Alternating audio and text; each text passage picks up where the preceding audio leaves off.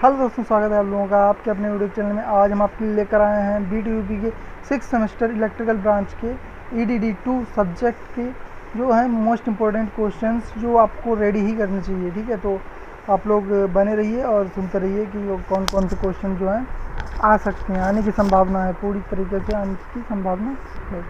तो चलिए ये शुरुआत करते हैं। देखिए, नंबर 1 क्वेश्चन जो है पार्ट 1 से लिया गया है। कॉन्टैक्टर नियंत्रक परिपथ के अवयवों, मतलब कि जो तो कॉन्टैक्टर कंट्रोल सर्किट जो होता है उसमें कौन कौन से कंपोनेंट लगे होते हैं उनके बारे में बताना है। और कह रहा है कि इन्हीं 4 प्रकार के अवयवों को समझाइए। तो 4 प्रकार के कंपोनेंट के बारे में बताना है और 4 प्रकार की उनकी जो है व्याख्या करनी है, थोड़ी बहुत बताना है उनके बारे में।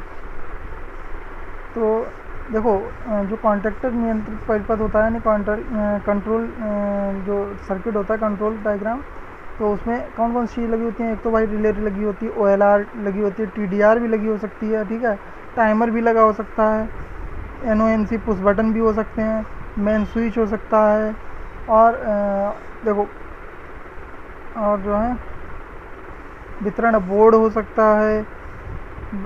और मेन बात तो ये है कि वो क्या होता है, कॉन्टैक्टर हो सकता है। ठीक है, इलेक्ट्रोमैग्नेटिक कॉन्टैक्टर, फ्यूज़ होते हैं, फ्यूज़ सेट पूरा लगा होता है। ठीक है, फ्यूज़ होते हैं और फ्लॉट स्विच लगा होता है, लिमिट स्विच लगा होता है। फिलहाल चार चीज़ें पूछी हैं तो हम लोग 4 चीज़ों की जो है व्याख्या कर देंगे।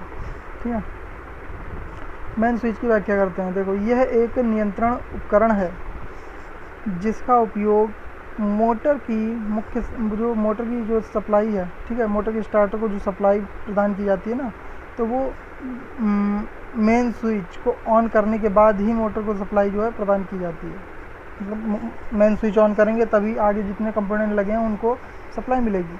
ठीक है, तो ये सुरक्षा भी प्रदान करता है एक प्रकार से, क्योंकि मेन सप्लाई जब तक के लिए ऑफ रहती है, जब तक के लिए, ठीक है, जब तक के लिए इसे ऑन ना किया जाए पूरी तरीके, तो इसका कार्य है पूरी तरीके से सप्लाई को ऑन करना व ऑफ करना। ठीक है, अब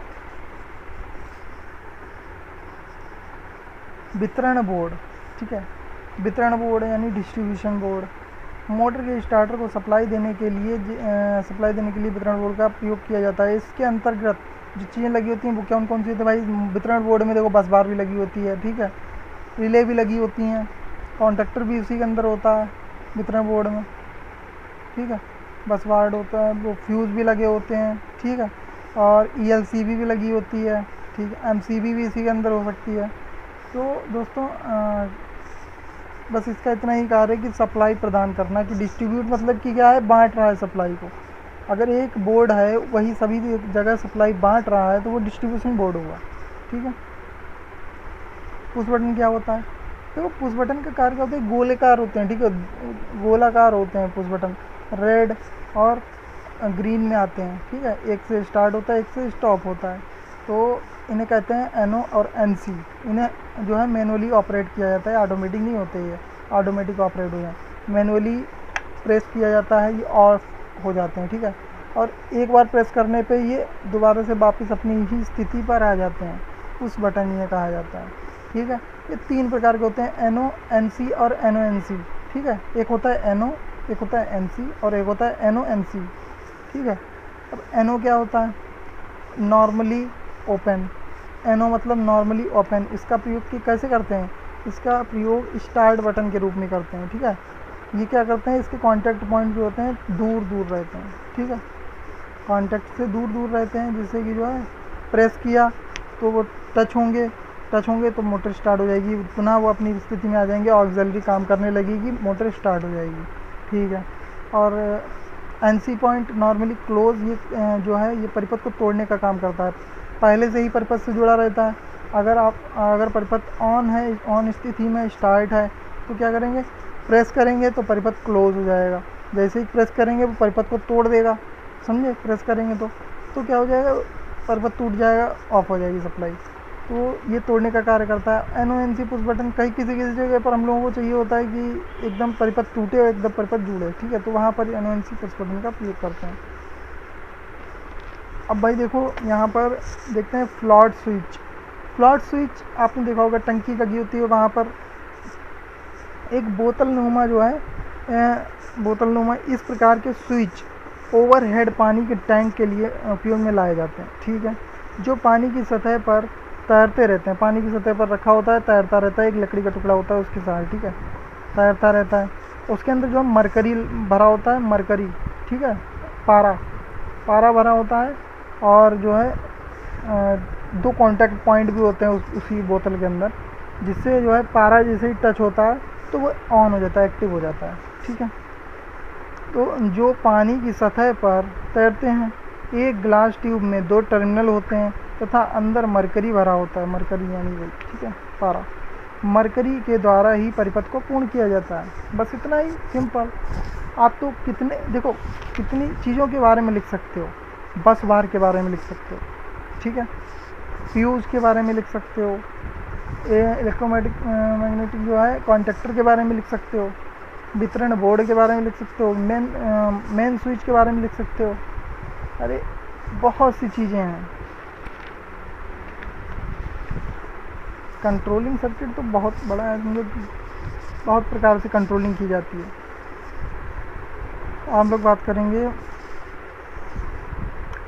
अब बात करेंगे ड्यूल स्टार्टर की, ठीक है।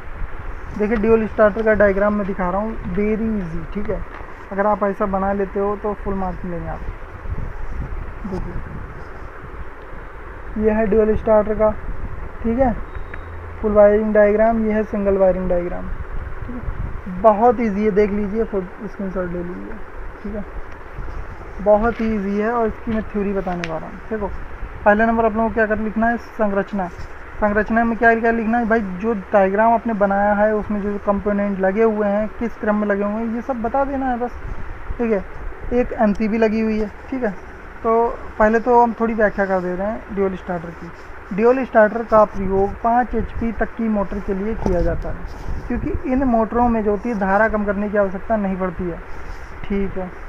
यह स्टार्टिंग इन मोटरों में स्टार्टिंग जो करंट है उसको कम करने की आवश्यकता नहीं पड़ती है, तथा इसको सप्लाई क्या करते हैं, सीधे ही लाइन से कनेक्ट किया जाता है, ठीक है। सप्लाई लाइन से सीधे ही कनेक्ट कर दिया जाता है, इसलिए क्या कहते हैं, इसे ड्यूल स्टार्टर कहते हैं। वो ड्यूल स्टार्टर की फुल फॉर्म ही होती है डायरेक्ट ऑनलाइन स्टार्टर, ओके, सीधे ही कनेक्ट कर दिया, ठीक है। अब भाई इसकी कंस्ट्रक्शन कैसी होती है, मतलब इसमें क्या क्या लगा होता है, ठीक है, ये देखते हैं। देखिए अब देखिए यहाँ पर क्या लगा है, एमसीबी, ठीक है, यानी मैन स्विच, ठीक है। फ्यूज सेट लगा हुआ, ठीक है। फिर उनमें कॉन्टेक्टर लगा हुआ है, फिर ये क्या लगा है, OLR लगा हुआ है, फिर सीधे मोटर है, बस इतना ही काम है। पहले हम लोग लिख देंगे, यही लिख देंगे। देखिए सबसे पहले 3 फेज सप्लाई दी जाती है, ठीक है। 3 फेज सप्लाई के बाद मेन स्विच लगा होता है। मेन स्विच के आगे क्या लगा होता है, फ्यूज सेट लगा होता है। फ्यूज सेट के आगे कॉन्टेक्टर लगा होता है। कॉन्टेक्टर के आगे रिले लगा होता है। रिले से सीधे सप्लाई मोटर को प्राप्त हो जाती है, बस इतना ही है, ठीक है।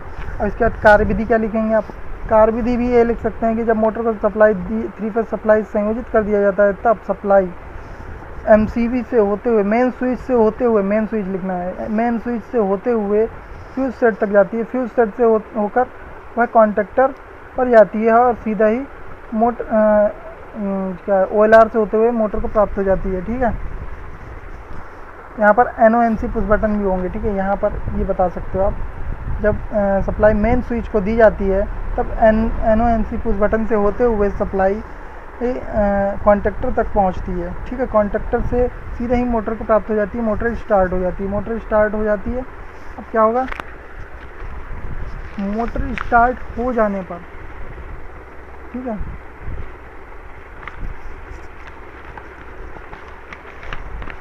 मोटर स्टार्ट हो जाने पर मतलब मोटर स्टार्ट हो जाती है। अगर कभी OLR क्यों लगा रखी है हम लोगों ने, इसमें OLR इसलिए लगा रखी है क्योंकि ओवरलोड की स्थिति में, जो ओवरलोड की स्थिति होगी तभी सुरक्षा प्रदान करेगी, ठीक है। तो ओवरलोड की स्थिति में जो NO पॉइंट होता है, NO पॉइंट NC में कन्वर्ट हो, मतलब NC बन जाता है, NO पॉइंट NC बन जाता है ओवरलोड की स्थिति में, और OLR को एक्टिव कर देता है। OLR एक्टिव होते ही परिपथ को तोड़ देती है, ठीक है। परिपथ को तोड़ देती है तो क्या करते हैं, पूरा जो है परिपथ में से बिजली जो है बहना बंद हो जाती है, ठीक है। और परिपथ हमारा जलने से, मोटर हमारी जलने से बच जाती है, ठीक है। ये इसका ये कार्य होता है ओवरलोड से बचाने का, ठीक है, इसलिए ओवरलोड रिले, ठीक है, OLR। नेक्स्ट हम लोग देखेंगे ऑटोमेटिक स्टार्ट डेल्टा स्टार्टर। देखिए बड़ा इजी मैंने डायग्राम बना रखा है आप लोगों के लिए, देखिए ये, ठीक है, बहुत इजी डायग्राम है। अब इसकी कंट्रोलिंग वायरिंग भी दिखाएंगे, ये नहीं है कंट्रोलिंग वायरिंग, पीछे बनी हुई है, अभी दिखाएंगे हम, ठीक है। यही सब लिख देना है। देखिए पहले नंबर संरचना लिखनी है आपको। देखिए ये है कंट्रोलिंग वायरिंग, बहुत इजी है, 3-4 बार प्रैक्टिस मारेंगे बन जाएगी, ठीक है। अब देखिए संरचना क्या है। चित्र में स्टार डेल्टा स्टार्टर को दिखाया गया है जिसमें 3 फेज सप्लाई दी गई है, ठीक है। इसमें एक मेन स्विच लगा होता है, इसमें एक मेन स्विच लगा होता है जो सप्लाई को बंद व चालू करता है, ठीक है। मतलब कि आपको उसकी चीज़ के बारे में बताना है और क्या कर रही है वो भी बताना है आपको, ठीक है। बाकी जो कार्य विधि है उसमें कंट्रोलिंग वायरिंग की पूरी व्याख्या कर देनी है, ठीक है। तो सुनिए, चित्र में स्टार डेल्टा कनेक्शन दिखाया गया है, ठीक है, जिसमें RYV फेज दिया गया है। इसमें एक मेन स्विच लगा होता है जिसका कार्य क्या होता है, जो सप्लाई को बंद व चालू करने का काम आता है। इसके नीचे एक फ्यूज सेट लगा होता है जो सर्किट को जलने से बचाने के लिए खुद स्वयं जलकर सर्किट को बचा लेता है, ठीक है, ओवरलोड की स्थिति में, ठीक है। इसमें एक मेन कॉन्टैक्टर भी लगा होता है, वाह। इसके नीचे एक OLR भी लगी होती है। इसमें 2 कॉइल लगी होती हैं, पहली कॉइल स्टार में तथा दूसरी कॉइल डेल्टा में लगी होती है, ठीक, जुड़ी होती है। कार्य विधि देखिए, जब सप्लाई दी जाती है, मतलब कि जब स्टार को 3 फेज सप्लाई संयोजित कर दिया जाता है तो करंट मेन कॉन्टैक्टर जो होता है, मेन कॉन्टैक्टर से होते हुए फ्यूज में जाती है, ठीक है। फ्यूज से फिर ये कॉन्टैक्टर में जाती है, ठीक है, फ्यूज से ये कॉन्टैक्टर में जाती है। मेन कॉन्टैक्टर नहीं, सॉरी, जब जब जब जब स्टार्टर को 3 फेज सप्लाई संयोजित किया जाता है तो करंट मेन स्विच से होते हुए फ्यूज सेट में जाती है, वह फ्यूज सेट से होते हुए कॉन्टैक्टर में जाती है। कॉन्टैक्टर के बाद ये OLR से होती हुई मोटर को प्रवेश कर जाती है, ठीक है। मोटर स्टार्ट हो जाता है, जो कि स्टार में कनेक्ट होता है, वह मोटर स्टार में स्टार्ट हो जाता है, ठीक है। तो 70 से 80% स्पीड प्राप्त करने पर ये ऑटोमेटिक ही डेल्टा में कन्वर्ट हो जाता है और मतलब डेल्टा में कनेक्ट हो जाता है और ये मोटर फुल लोड स्थिति पर चलने के लिए प्रचलित हो जाती है और चालू हो जाती है, ठीक है, फुल लोड स्थिति पर चल जाती है। अगर किसी कारण डेल्टा में नहीं कन्वर्ट हो पाया ना तो क्या होगा, मोटर जल जाएगी, ठीक है, क्योंकि स्टार कनेक्शन में इतना लोड नहीं उठा पाएगी और उससे मान लो स्पीड हो गई 70 से 80%, आपने मतलब कि नहीं हो रहा है, ठीक है। ये ऑटोमेटिक है, ये तो होगा, लेकिन मैनुअली वाला जो है उसमें आपको अपने हैंड से करना होता है, हाथ से, ठीक है। एक हैंडल होता है तो करना होता है, ठीक है। इसकी कंट्रोल वायरिंग जो है ये भी समझते हैं, सेम है, वही लिखा है। इसमें एक NC तथा NO पुश बटन लगा होता है तथा एक मेन कॉन्टैक्टर लगा होता है, TDR लगा होता है, टाइम डिले रिले लगी होती है, ठीक है, TDR। वाह, इसमें एक स्टार जब इसमें एक स्टार कनेक्शन जब दूसरे डेल्टा कनेक्शन किया जाता है, जब स्टार कनेक्शन डेल्टा कनेक्शन में परिवर्तित किया जाता है तब इसमें एक सप्लाई देते हैं, तब करंट NC से होकर TDR में जाती है। वह TDR से करंट स्टार मतलब कि करंट स्टार कनेक्शन में पहुंच जाती है और मोटर स्टार्ट हो जाती है। 70 से 80% स्पीड पकड़ लेने पर ये TDR उस समय क्या करता है, एक्टिव हो जाता है। TDR एक्टिव हो जाता है, वह क्या करता है, NC को NO में कर देता है, NC को NO में परिवर्तित कर देता है और NO को NC में परिवर्तित कर देता है, जिसमें करंट मेन कॉन्टैक्टर से होते हुए डेल्टा कॉन्टैक्टर में से करंट होकर जाने लगती है, तो डेल्टा में कन्वर्ट हो जाता है ना, वो डेल्टा में कनेक्ट हो जाता है, जिससे मोटर लाइन का फुल करंट प्राप्त कर लेती है। और इस प्रकार प्रयोग मोटर को स्टार्ट करने के लिए, मतलब इस प्रकार के स्टार्टर का प्रयोग किया जाता है, बस, ठीक है। आप लोगों ने ये देख लिया। देखिए ये तो ऑटोमेटिक था, अब देखिए आपको दिखाते हैं मैनुअली वाला। देखिए मैनुअली है, ठीक है, ये डायग्राम मैनुअली वाला है, ठीक है। अब इसकी देखिए थ्योरी आपको बता दे रहा है, संरचना वही है, बस इसमें क्या होता है, देखो जो मैनुअली है उसमें आपको ऑटोमेटिक नहीं करना है, ठीक है, मतलब हैंड से करना है। तो इसमें क्या होता है, ऑटोमेटिक चीज़ वहाँ होती है जहाँ पर आपको होल्ड करने की ज़रूरत होती है तो कॉन्टैक्टर की ज़रूरत होती है। ठीक है, इसमें भाई आपको ऑटोमेटिक नहीं है तो कॉन्टैक्टर नहीं लगेगा, बस इतना है, बस सिंपल है। चित्र में मैनुअल स्टार्टर डेल्टा स्टार्टर को दिखाया गया है। इसमें एक 3 फेज कनेक्शन भी होता है जिससे हम कनेक्शन करते हैं। इस 3 फेज को मेन स्विच में दिया जाता है जिससे हम मोटर को ऑन ऑफ करते हैं। फिर फ्यूज़ सेट लगा होता है, इसमें एक OLR भी लगा होता है। ठीक है, फ्यूज़ भी लगा होता है, मेन स्विच भी लगा होता है, OLR भी लगा होता है। ठीक है, बस कॉन्टैक्टर नहीं लगा होता है। कार्यविधि क्या है इसकी? वही सेम कार्यविधि है, बस इसमें आपको हाथ से चलाना है। ठीक है, डेल्टा में कन्वर्ट करना है आपको हाथ से। जब इसे सप्लाई 3 फेज सप्लाई से संयोजित किया, 3 फेज सप्लाई भी है इसमें। ठीक है, जब इसे 3 फेज सप्लाई से संयोजित किया जाता है तथा इसमें 3 फेज धारा प्रवाहित होने लगती है। यह मेन स्विच से होकर फ्यूज सेट में जाती है, फिर OLR से होकर मोटर को प्राप्त हो जाती है। मोटर जब स्टार्ट हो जाती है तो वह स्टार कनेक्शन में चल रही होती है। तब मोटर 70 से 80% स्पीड पकड़ लेती है। जब हैंडल को घुमाकर स्टार्टर के द्वारा डेल्टा में कनेक्ट कर दिया जाता है और मोटर अपने फुल लोड करंट पर चलने लगती है और फुल स्पीड पकड़ लेती है। ठीक है, तो बस दोस्तों इस वीडियो में इतना ही। और आगे का मतलब देखिए, इसका जो है इसका वो नहीं है ना, इसका केवल यही है। ठीक है, 3 फेज डायग्राम है लेकिन सिंगल लाइन डायग्राम नहीं है। ठीक है, आपको आगे आ जाए तो नहीं बनाना है। तो दोस्तों इस वीडियो में बस इतना ही। आगे के जो क्वेश्चन है हमारी नेक्स्ट वीडियो में कवर करेंगे, तो मिलते हैं नेक्स्ट वीडियो में। जब तक के लिए बाय बाय।